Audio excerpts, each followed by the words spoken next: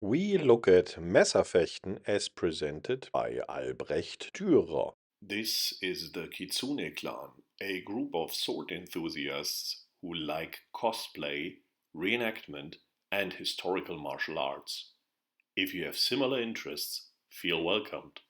We've looked already a bit into medieval and early modern times Messerfecht. And so far we have considered the books by Hans Talhoffer and have recognized that there are basically only two techniques. And we have looked at the Codex Wallerstein, where we found quite some more techniques, about 8 depending how we interpret them. And the two techniques by Hans Talhoffer were also at least indicated within the techniques by the Codex Wallerstein. As a next step, we want to look at the Fechtbuch by Albrecht Dürer, which is a pretty famous guy, so maybe there's quite some interest in that. And it's interesting to note that all the techniques that have been shown in the Codex Wallerstein have been also depicted in Dürer's Fechtbuch. There's a lot of theories about who has been doing what, and it seems likely that Albrecht Dürer had access to the Codex Wallerstein, and therefore these techniques are included there. Yet, there are some more techniques in Dürer's Fechtbuch with the Messer that are not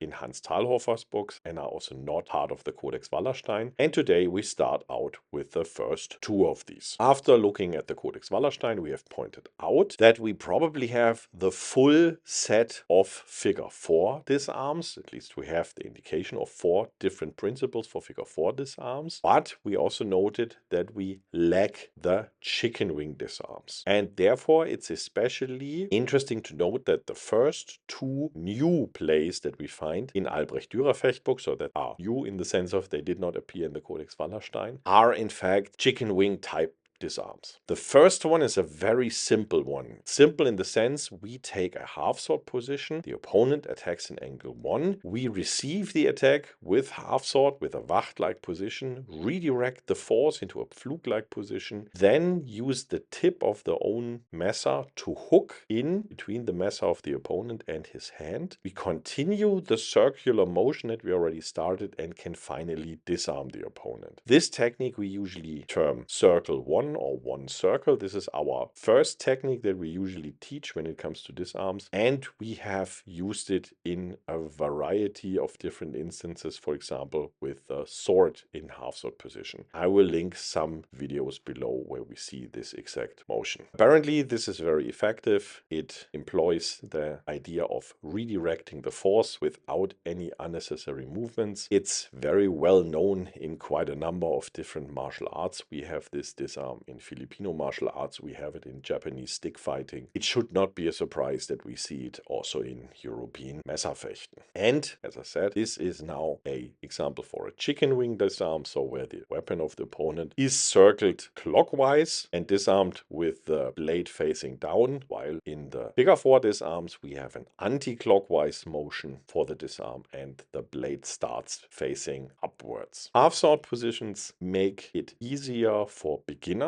to understand such motions. It's easier to take control. It's easier to deal with the incoming forces, and therefore also this should be no surprise that we see that here. With a Messer, half sword is in fact easier than with a sword because usually the backside of the Messer is dull and it makes it much easier to attain a half sword position. It's not as dangerous. You don't have a sharp edge close to your palm in this case. The second technique that is new and that we can find is at first a bit complicated to understand because it looks like that the opponent holds his Messer in half sword and has the handle of his Messer closer to us. We have seen that, for example, in the Codex Wallerstein. This is a counter technique, which means we start out, the opponent attacks us in, for example, angle 1. We deflect in a half sword position. Maybe we want to do the backwards throw from the Codex Wallerstein, or we want to do the disarm that we just did. And now the opponent is countering by bringing the own handle of the Messer messer forward and gripping his or her own messer also in half sword. To further counter this action, we let go the left hand. By this, we can slide in the blade of our messer deeper into the area between messer and forearm of the opponent. And now we can again put pressure with the left hand either against our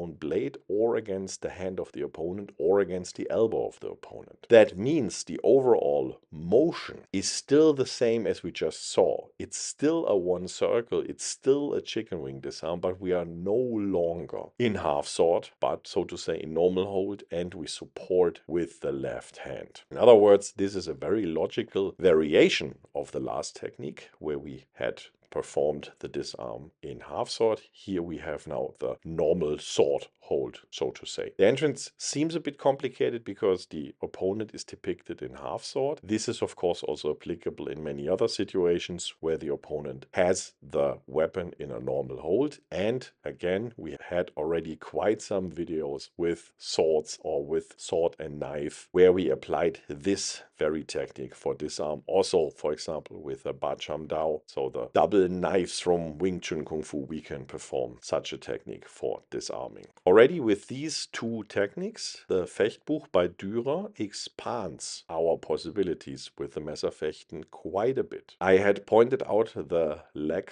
of chicken wing disarms in both the Codex Wallerstein and the book by Hans Talhoffer, although they have techniques with the chicken wing, for example, in the dagger techniques. Therefore, it's still surprising for me that we don't find them with the Messer, but here now with Dürer, we can close the gap. As we already know from the figure 4 disarms, where we had 4 different ones, meaning we could expect also 4 different ones on the chicken wing side. As I just pointed out, we have now 2 techniques that we performed here, but both follow the same principle, the same direction, the same principal entrance. It's just a half sword variant and a non-half sword variant, which means this only counts as one of these 4, but we will further explore Dürer's Fechtbuch and we can have a look whether we find more of it. If not, Dürer is just the next step. There are more Fechtbücher that explore the Messer and we will step by step also further explore these. With all these, we can just state at the end that we hope that what we did here today was a bit inspiring to you and we hope to see you around next time.